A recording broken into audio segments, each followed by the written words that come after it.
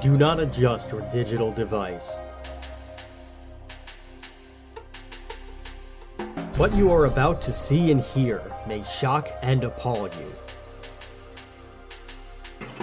Join our hosts as they encounter countless thrills, spills, chills, and hilarity as they explore the very weirdest in pop culture.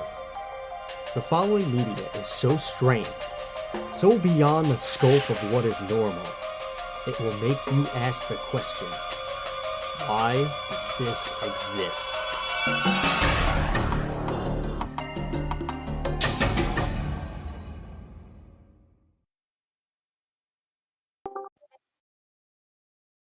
Hello, everybody, and welcome to another episode of Why Did This Exist? I'm Chris. And I'm Rob. Today we are going to be delving into the unknown because the unknown knows. We're going to be talking about a very interesting thrash metal band that maybe you heard of, maybe you didn't. They're all over the place and they're fucking awesome. We're going to talk about Voivod. You might have heard of them because Jason Newsted was in them for a few years. A lot of people, I think, know them because of that. That's how I was first introduced to them. Yeah. And then I slowly started getting more and more into them. A lot of people probably got into them from Guitar Hero 2 because the song Extreme was on there, and that too is a Voivod album. That too is a Voivod song from that album. Yep. The album is called Cators or Cators, however you want to pronounce it. Cators. It's the French Canadian. It's the French word for well, it's a wordplay on, I think.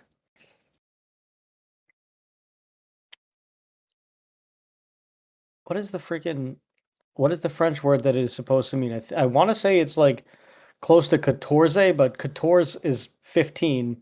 14 is 14. Oh no, so it must be for like quarter century. Yeah. Because I think the band was around for like 25 years at the time. I don't know if they are supposed to really be pronounced as Voivod, which is a title denoting a military leader or warlord in Central, Southeastern, and Eastern Europe in use since the early Middle Ages. Yes. Like Dracula, the actual real life Vlad Dracula was the Voivod of Wallachia, which is a region in Romania. That would make a lot of sense with as to who the mascot is, which is supposed to be this weird dystopian vampire warlord from the future known as Korgel. Mm-hmm. So that would make a lot of sense if it was supposed to be Voivod and then America just decided no, it's Voivod because we can't pronounce things. Well, I mean, they in the friggin' song Voivod, they pronounce it Voivod. They do. So but maybe there's some kind of distinction. French Canadian, so who knows? All right. Well, if you don't know what we are, this is Why Does This Exist? We talk about weird stuff in pop culture. That includes everything from music to movies to comic books to weird toys and stuff like that. We do it all. We try our best. And if you like it, cool. You do all the things that you're supposed to do. And if you don't hear from us again. So that's the way the cookie crumbles. But I've said all that needs to be said. All of the links for things are in the descriptions if you care to do all that. Without further ado, that's the news. Here's the weather. You are now about to witness the true strength of street knowledge from a ragtag group of rogues. So let's get on with the goddamn show. Tell the people a little bit more about what Voivod is like. So Voivod, I mentioned before, I had first heard of them as Jason Newsted's band when he left Metallica. It wasn't his first band because he was in Eco Brain or whatever briefly when he left Metallica. I guess that was his own band, but then he joined Voivod in 2001 and was their bassist for a few years. I think he played on 2 records. So that was really my first introduction to Voivod. I never really listened to them, but like I knew, oh, okay, that's Jason Newsted's, that's the band that he joined after Metallica. and I I think he actually played. I think at the time Voivod was on Ozfest or something too in the mid 2000s, if I remember correctly. I think Because they did get a brief push. I don't know yeah, if it was I don't know if it was the full leg or if there were Canadian dates and they were on those. I'd have to see what that tour schedule looked like. yeah, I because it was around the same time that Jason was also playing in Ozzy's band. And because Ozzy had joked that when Robert Trujillo went and joined Metallica, that they basically just traded bases because Trujillo had been playing in Ozzy with Ozzy at that time as well. Um, I always so forget that Jason Newsted played bass for Ozzy. yeah, again, there was like a brief thing. I don't think he was there for long. It was just like a few years. I think he was more of like a touring musician than I don't know if he actually was on any studio albums. Oh, okay. Um, Let me see. Let's look that up. It would have been interesting if he ended up joining Megadeth at some point when they were switching bass players out. I'm honestly, I think they. I'm sure. I don't know. I don't know if I read somewhere once that he had auditioned. I don't remember, but I wouldn't have been surprised if that was a thing. Although, Dave just might not have really. I mean, what did he have at the time? I guess when he left, Junior was still in the band, and then Yeah. Megadeth broke up for a few years, and then they came back with System Has Failed, and that was in 2004. And at that point, I forget who was. It was a different. They had a different bass player because It Junior didn't was it join. was James it was James Lamenzo. No, before James Lomenzo, there was another guy because he played on the That One Night Live in Buenos Aires record. Oh. I forget who it was. But I don't think Jason was ever on an Ozzy album. He did play actually on 3 Voivod records though. The self-titled, Couture's, and Infini, uh, which came out 2003, 2006, and 2009. So James McDonough is the guy James you're talking McDonough. Okay, about. yes, James McDonough was in Megadeth at the time. Um, but I guess when he was in Voivod, he was known as Jasonic, because everybody in Voivod has a stage name. There was of course Piggy, who was the guitar player who passed away unfortunately of colon cancer in 2005. You have I'm gonna fucking mispronounce these friggin' French Canadian names so bad, but Dennis Belanger, Belanger, It's uh, I always say it's Belanger, so don't worry about Belanger, it. I don't also know. known as Snake, and Whatever we say is definitely not the correct pronunciation. yeah. And then you have Michel Away Langevin, who played drums. And he's actually the only member that's been consistently in Voivod since their formation in 1982 to the Oh, present time. you missed Blackie. Oh, I said Blackie, didn't I? Did you? I don't know if you did. I don't remember Oh, hearing well, you. Jean-Yves Blackie Theriault. I Uh, he was a bass player from 82 to 91 and 2008 to 2014. So when I saw Voivod, and I think you were at this show, I was. it It was was Voivod and Creator. yeah, they were the 2 headliners, but there was a really good lineup. Gamma Bomb from Ireland also played, and That's right. Evil. Evil Yes, opened that show too. that's right. Because I was interning with Earache Records at the time. And I think Lazarus AD was on that show. Yes, that's the time where we saw them too. I Yeah. was trying to remember the name of the opener. Yeah, that was one of the most stacked bills that I think I've ever been to, where it was like every band was like, "Holy shit," and blew you out of the water. Yeah, Uh, I think what that was at was that I don't forget what venue that was at. It wasn't at that was BB the best. King's, was it? No, that was the Best Buy Theater. That was the Best Buy. 2 days before that, Exodus played at the at the best. It was either or Exodus or Destruction who played at BB King's 2 days before that. Right. Yes. I don't remember because I don't remember which one I think it it was was. It Destruction. may have been Destruction. I think Yes, it was. because Mantic Ritual opened and it was with the original singer guitar player. What the heck was his name? Dan something. Oh yeah, Dan. Dan Potts or something like that. Yes. No, Yeah, no, Jeff Potts. Jeff It was Potts. Jeff Potts was the was I think the bass player. Right. Dan Dan something. I forget his freaking name. But anyway, that band was a band that looked poised to be the next big thing, and then once the singer guitarist left, they pretty much never really regained their footing, which Which is sucks. unfortunate because they were their one album they released was a fucking banger at the time. Yeah. Um, it was so good. But yeah, that Voivod show was amazing, and that was like my big introduction to Voivod. Like I said, I hadn't really listened to them so much. I only knew them from Jason Newsted being in them, Hmm. and they really blew me away. And I remember they did the cover of Astronomy Domine by Pink Floyd, and Pink Floyd was like one of my favorite bands of all time. When I heard them play that, I was like, "Holy shit! I can't believe a thrash metal band is playing a Pink Floyd cover right now." And it's honestly, it is such a good cover.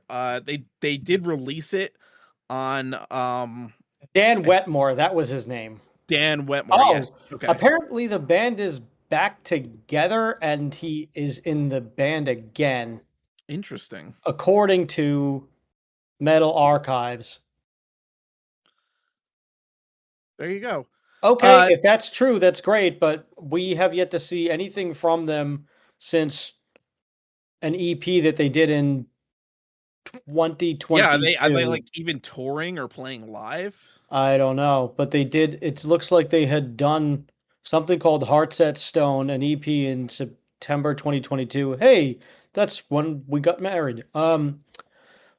They had three originals and three covers from some label called M Theory Audio, which may have just been just like a buddy's thing or something. I don't know. So maybe there's a band still. I don't know. Yeah. But they anyway, they were poised and it just bad timing. Yeah, I remember seeing them at the Meat Locker. Yeah, yeah, I played with them Also, with my old band. That was a great yeah, show. It was yeah, it was them a and really good show.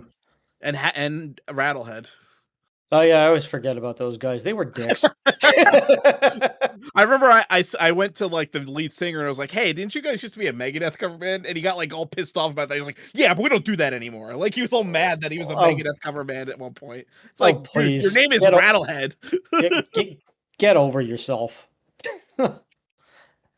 uh, but yeah, so that Voivod show like really blew me away, and uh the cover they did of Astronomy Domine is so good and really captures the like essence of Pink Floyd, and I think it makes sense for Voivod since they're more of a progressive thrash band.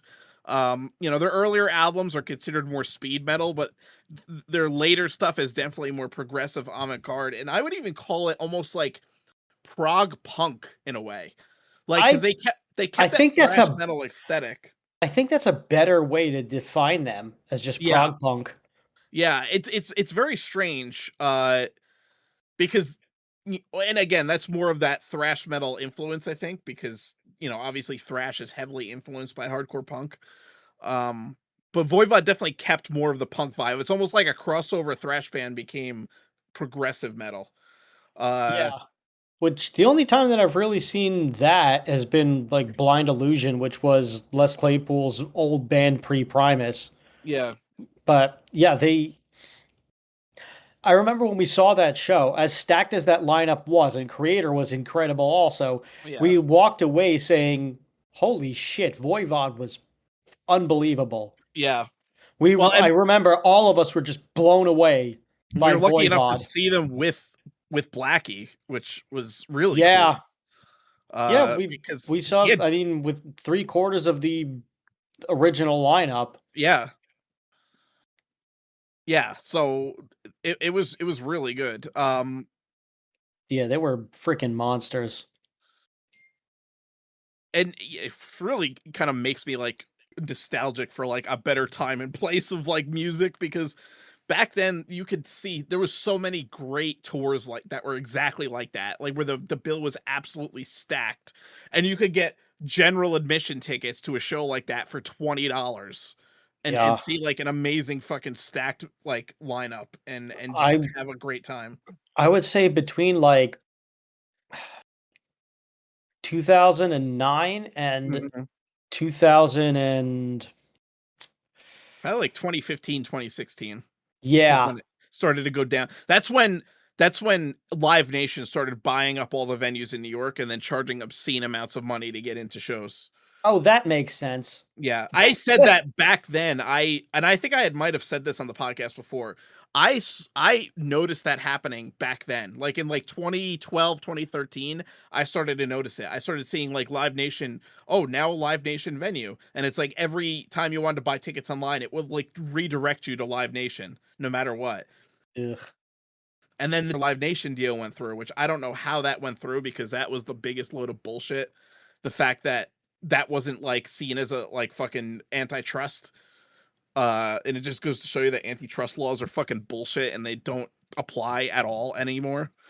Um, but I saw it Pretty back much. then. I mean, also because it's like a music company that nobody bothered to investigate it because they don't care about music. We've said this before where, if they actually cared about music and the rights of artists, they would have made it a law to update all record label contracts to have monetary divisions and payments separate, like updated to modern times Yeah, the deal that because the payment structure that they got in like the 40s, they're still getting that today.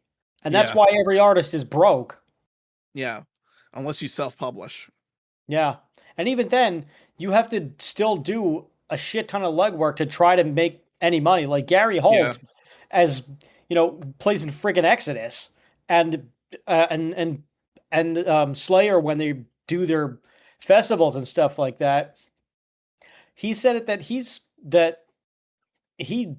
still makes he still tries to make the bulk of his money by just selling gear and picks and things like that from his oh Wholesome yeah, I'm Weight sure. site. Like he's still like grinding to do all these things. Well, and that's the biggest thing too, and that's why any band, well, most of the smart bands will tell you if you're gonna pirate music, whatever, do it. Just come to our show and buy something, and they'll all tell you that because they're like, we'd rather someone be able to listen to our music for free, but then come out to a show because they like us and buy our merch because we make way more money from merch sales than we do from record sales or anything else, and that's the truth. And I think that's lost on a lot of the fans. They don't realize that. Right. Like the t-shirt is essentially the product. Yes. Yeah. So, I mean, it's really important if you're going to a show, especially with a small band that's just trying to make it, and basically just put food on the table. They're not trying to, be this giant big rock stars. They're just trying to like make a living.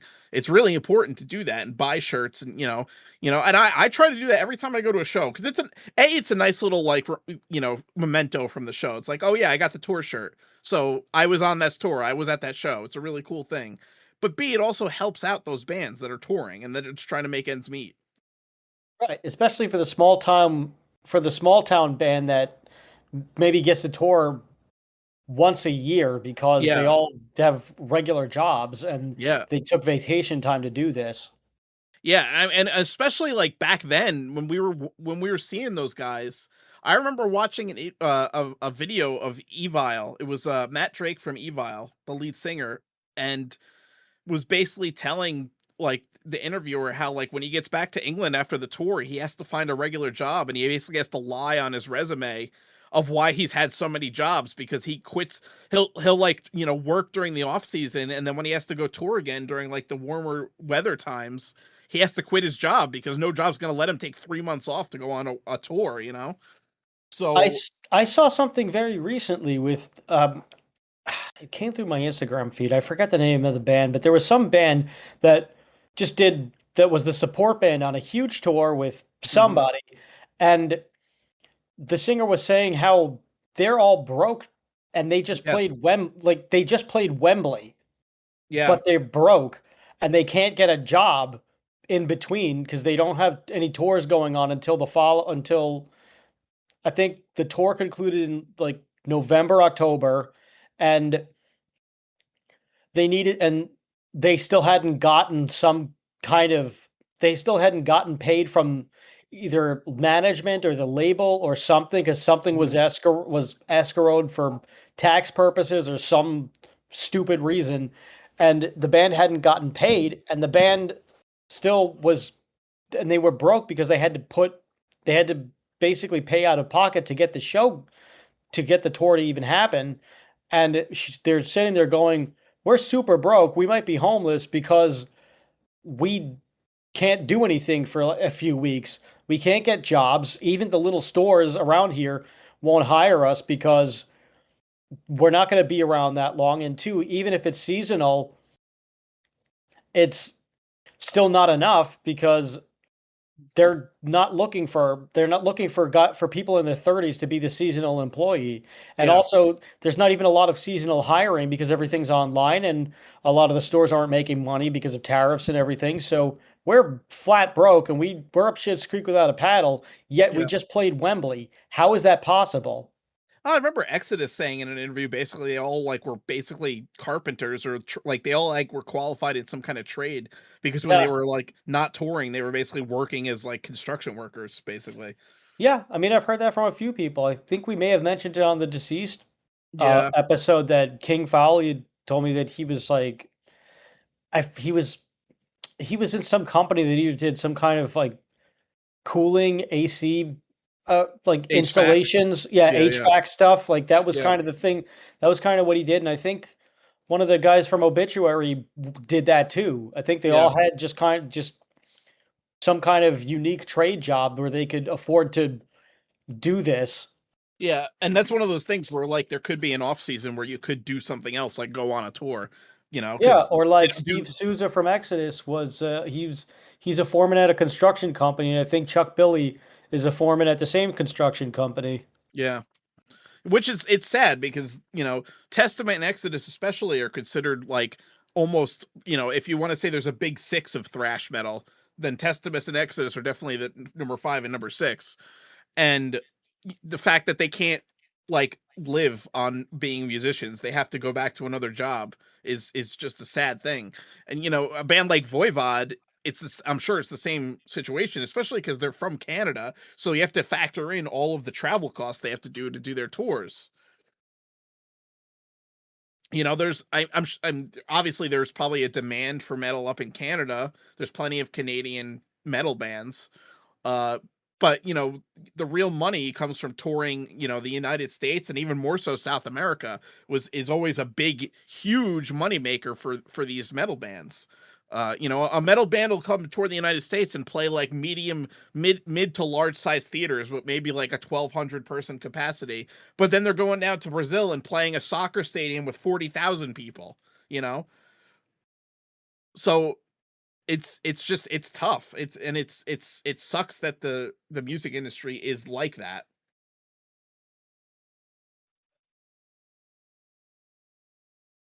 Oh, I don't know But what to say other than hopefully somebody wakes the fuck up and helps musicians again, yeah, but I don't know when that'll ever happen, or if that'll ever happen.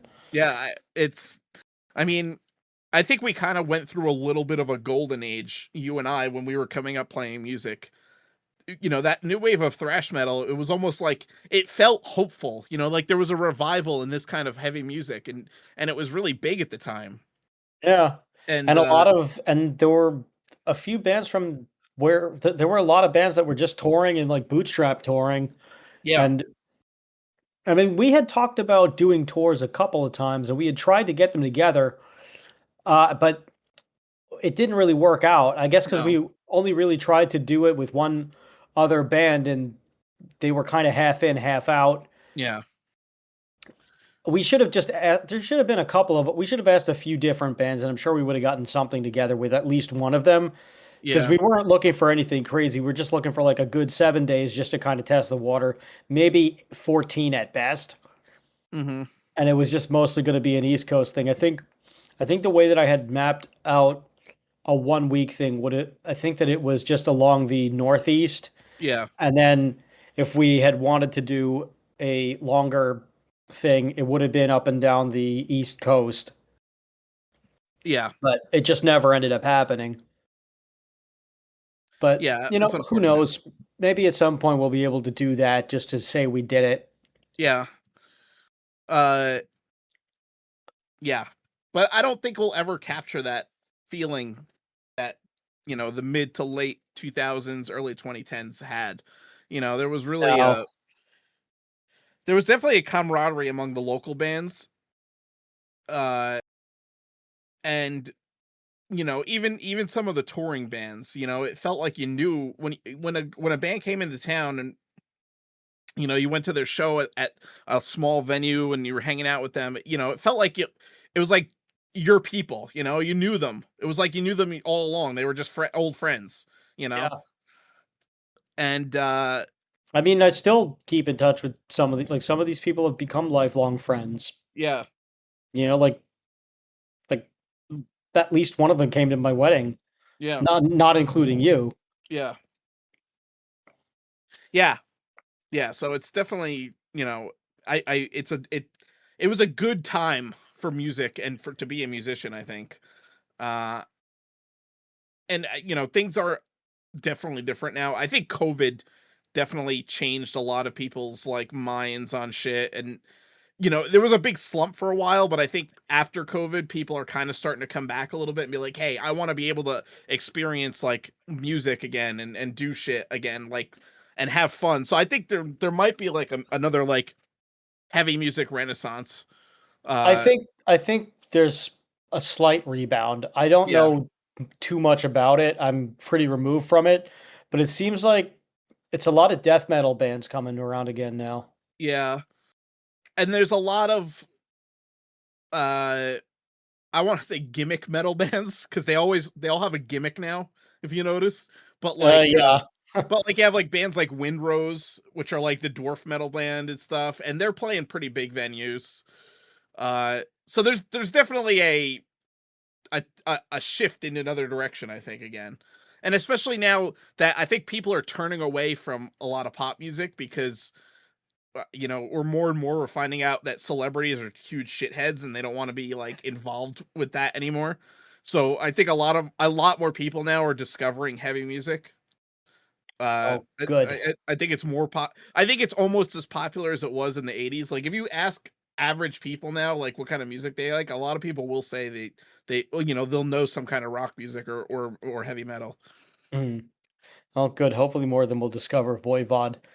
Yeah. I I re One of the things that I really enjoy the most is that we touched on this a little bit of the type of music that they are of just being that prog punk thing, but the sound is just so unique for Yes. across from so many different bands because of and that's largely because of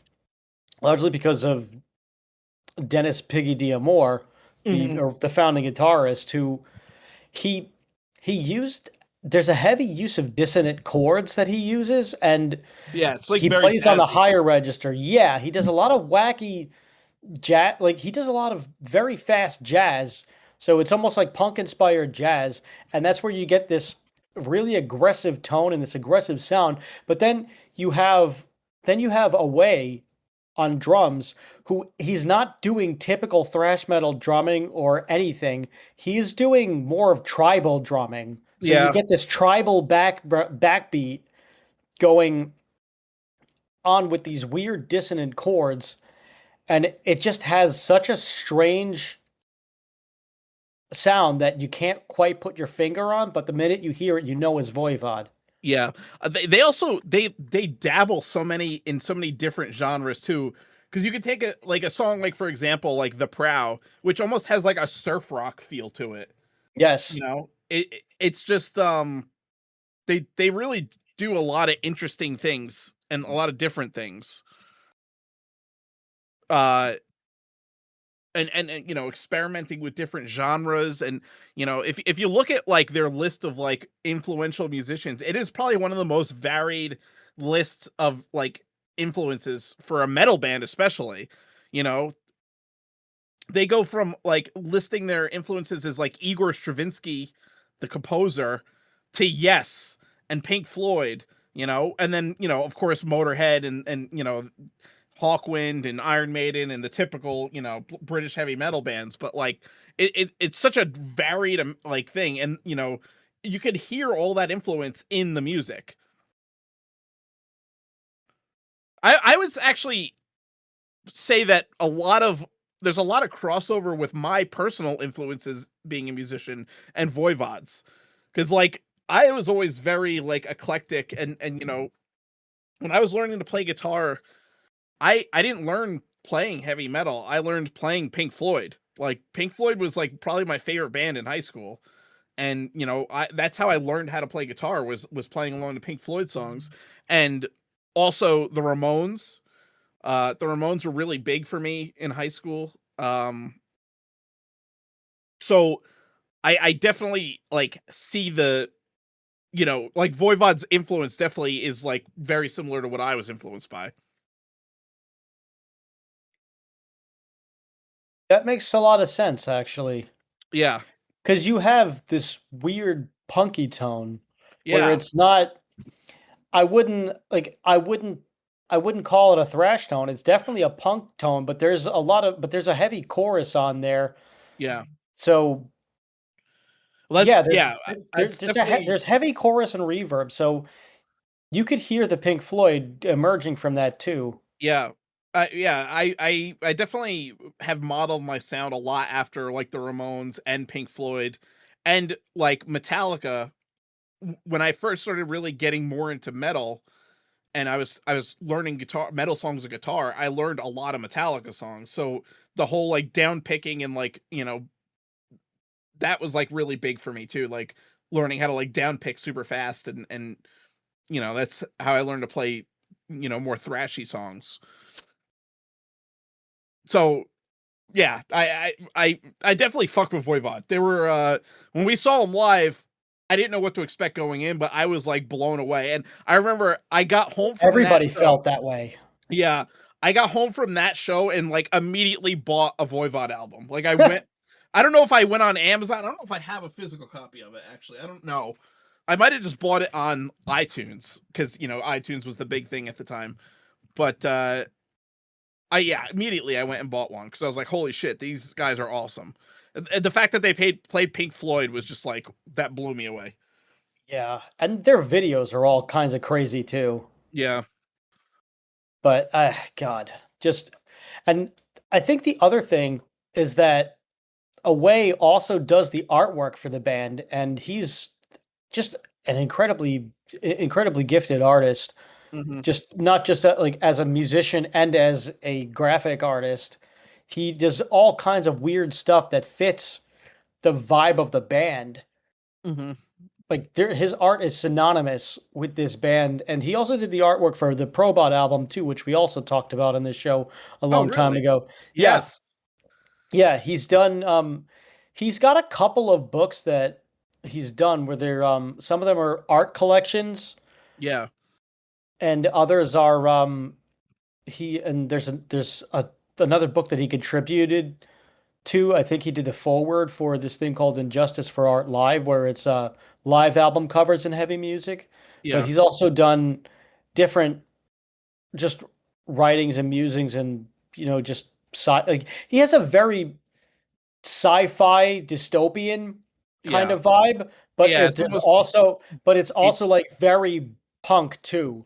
I would even say based on the album art for Voivod, it's very almost H.R. Geiger esque in certain aspects. Yes. I would say like it's a punk H.R. Geiger Yeah. in some Uh, ways. and it's that's interesting. I didn't know that Away did that he was a graphic Yeah. designer, Yeah, he and has his two art well the art books that he put out that he wrote are Worlds Away, Voivod and the Art of Michel Langevin, Altered Horizons, a visual experiment, which came out a couple of years ago. That was a collaboration with Above the Void, which Mhm. sketches in digital art, and also Computer Files Tales from the Net, which was the writings and computer-based artwork. Okay.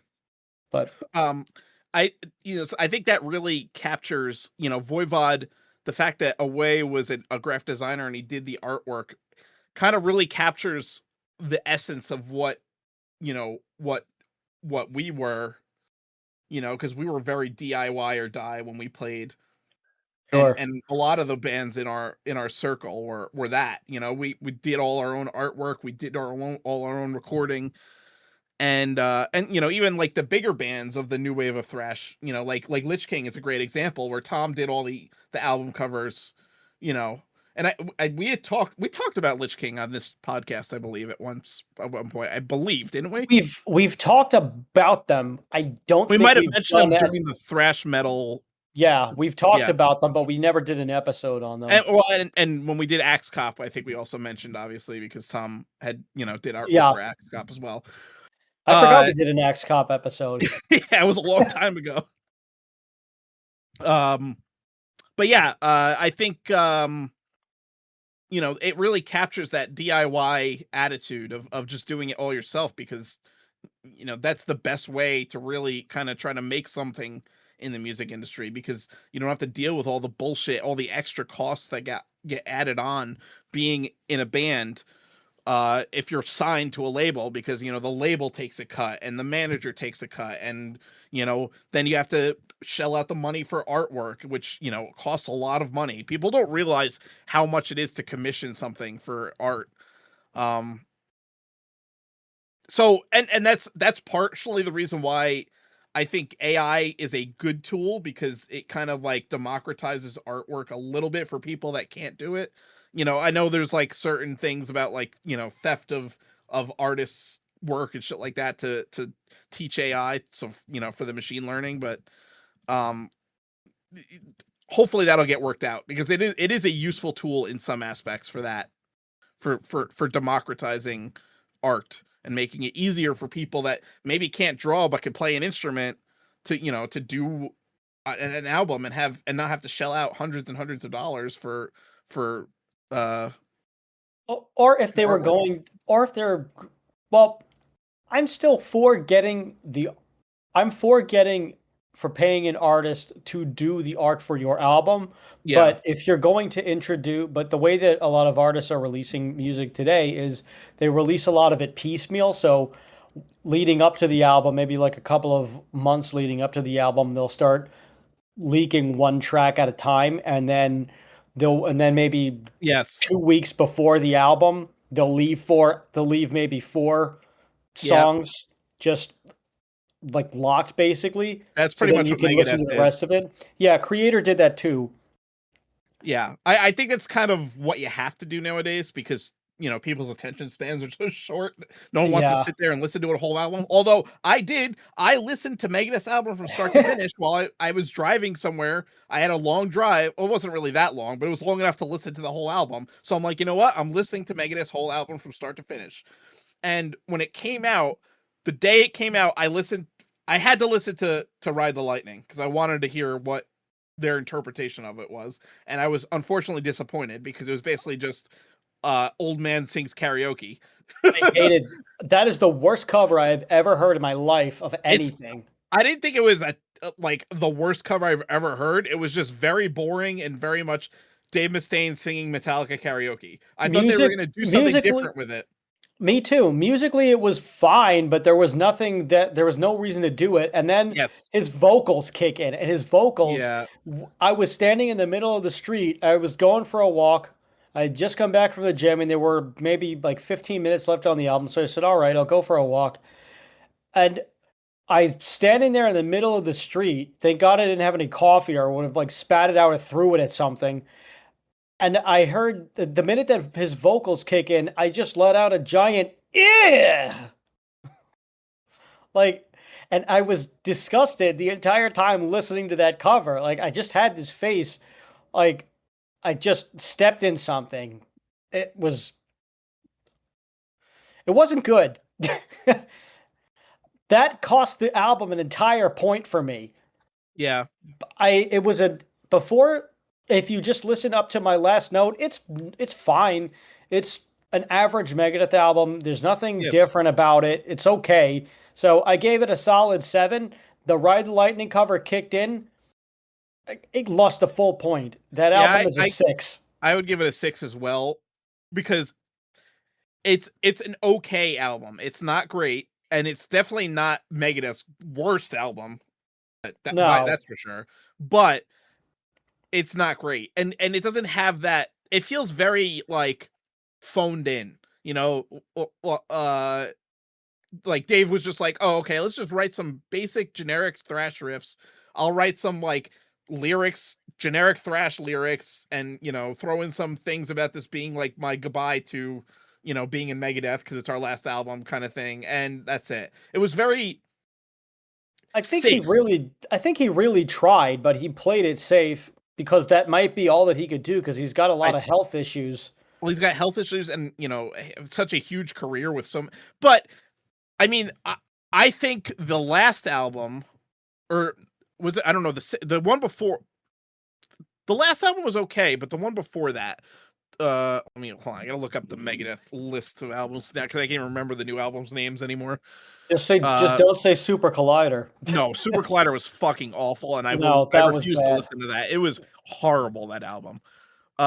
Worse than Risk, which is like really saying something because Risk was not great either. Yeah, Um, I think we talked about Risk. I think we did a whole episode on Risk. Yeah, so The Sick, the Dying, and the Dead was okay. That was another like just average run of the mill album. But uh what is it? The one before that, which not Dystopia.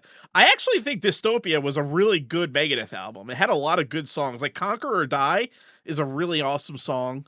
Um it was a good album. Like that felt to me like those classic early 2000s Megadeth albums like System Has Failed or United Abominations. It had a lot of good songs on it. Oh, yeah, Um United Abominations was a good one. that was a really good album. I feel like the Endgame was last a really good album too. I thought Endgame was Endgame. awesome. Endgame I liked a lot. Yeah.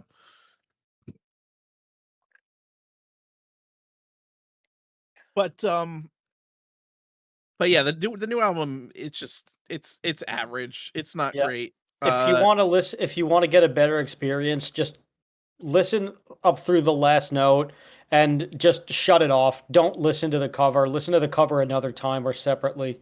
Yeah. It had Honestly, some good riffs and some good moments on it. It just wasn't like amazing yeah, by the any means. cover, I think the cover should have been released as a separate thing.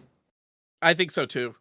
And I really think that they should have done something different on it, not just played it note for note and then just had Dave Mustaine singing Metallica karaoke. Yeah, I thought that there would be different lyrics or something. I thought they would either be different lyrics or like the riffs would be a little bit different, the tempo would be faster, but it's pretty, and it doesn't have the same feel as the original Ride the Lightning where it sounds scary and there's a lot of reverb on it and it sounds very imposing. This sounds very tinny and right up front because it's got that modern production value, which I hate on modern metal music. I hate that reverb is not a thing anymore. They just play this like ultra compressed like guitars that are like right up front. There's no backing around to them. They don't have any meat to them at all. They're just in your face. They're not like they have no depth. They have no. It's hard to explain for me. They have no body to them. It just feels like very tinny, and there's no reverb to make it sound big and imposing. No. So it's they have these like modern recording techniques on a song that came out in 1984, which had way better recording techniques in my opinion back then. Uh, so I don't know. I just yeah. Well, for everything else, there's Voivod.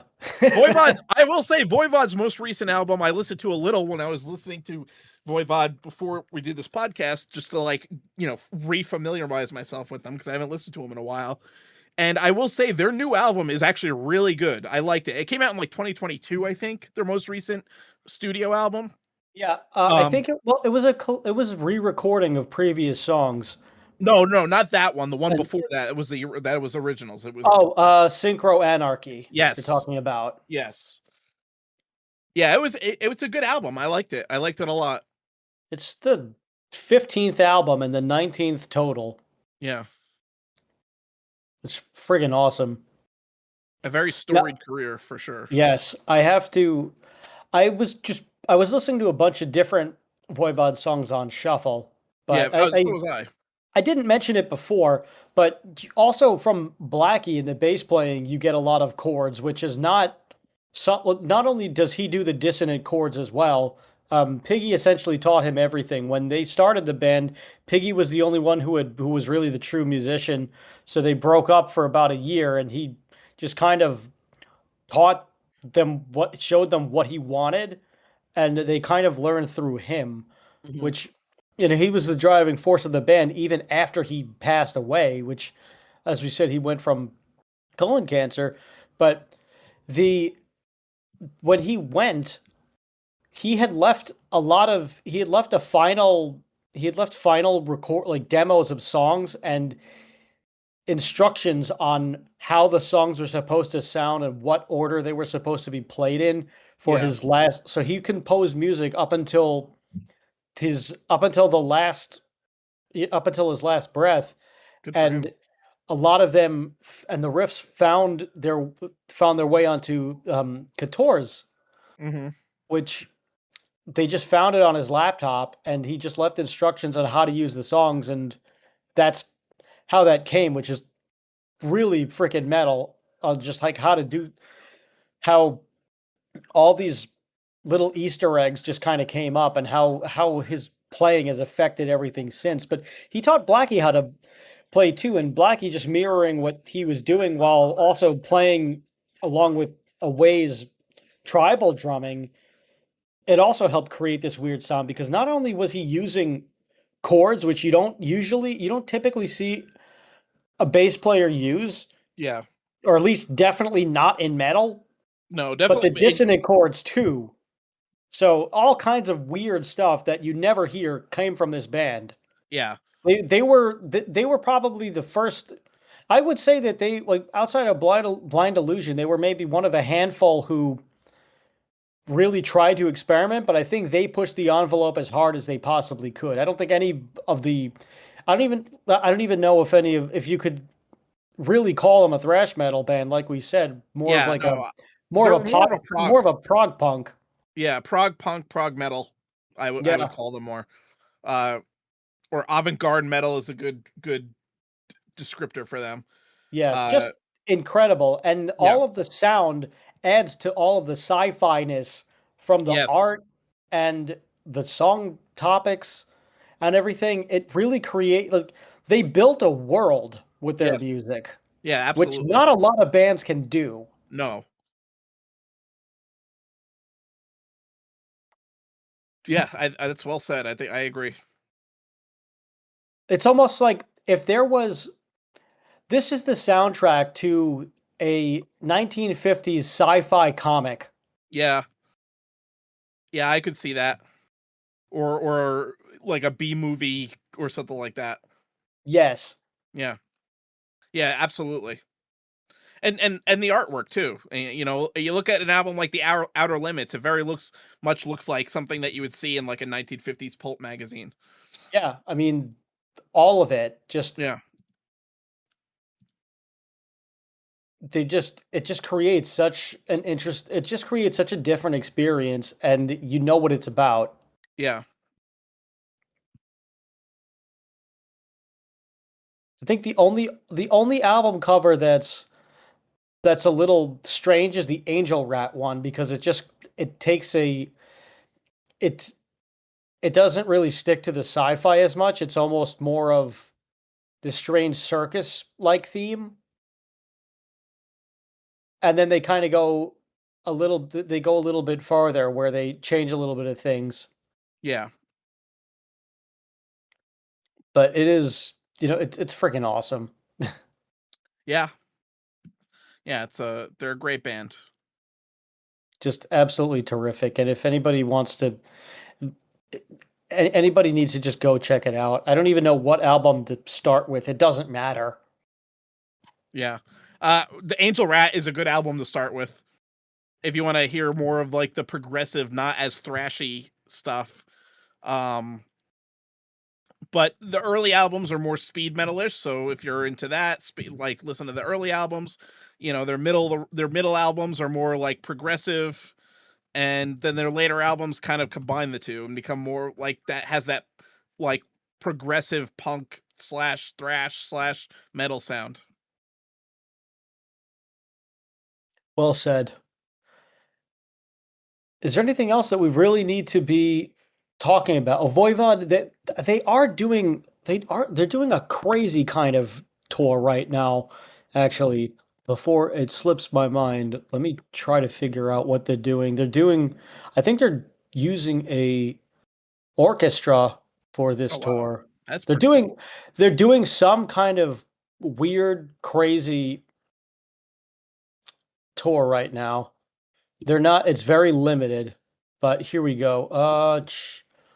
March 2026 US tour with Bat. This is on Blabbermouth, December 11th last year, with some band called Bat, Hmm. which is it's a metal punk trio. Ryan Waste, who is the guitar player from Municipal Waste, Nick Poulos, and Chris Marshall.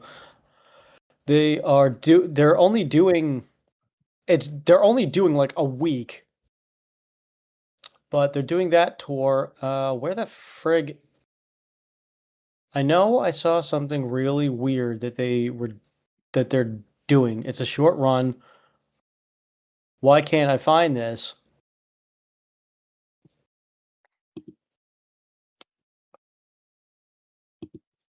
I swear to God, I saw something like this.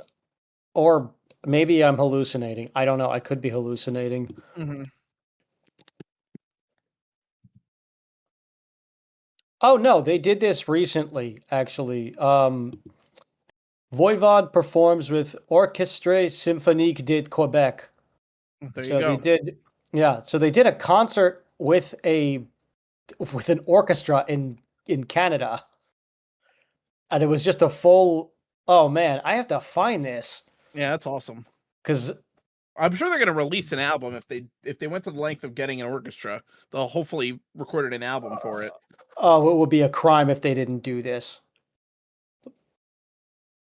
I would absolutely love. Oh yeah, eventually releasing it on vinyl or CD. Michelle Away Langevin told Le Soleil about the Quebec City performance. Okay, so we will get it at some point. That's freaking awesome. Yeah, two shows on January 29th and January 30th. They did the shows. So we should be getting it later this year. That'd be awesome. I would love to hear this because I want to see what an orchestra would do with Voivod. That's Mm-hmm. the coolest thing in the world. God, I wish I knew about this. I would have traveled to Canada for this. Wow, yeah, all right. Hopefully they release the whole show somewhere and you can watch it. Maybe they'll do it again. Hopefully we'll be on the ball next time, but geez, it sounds awesome.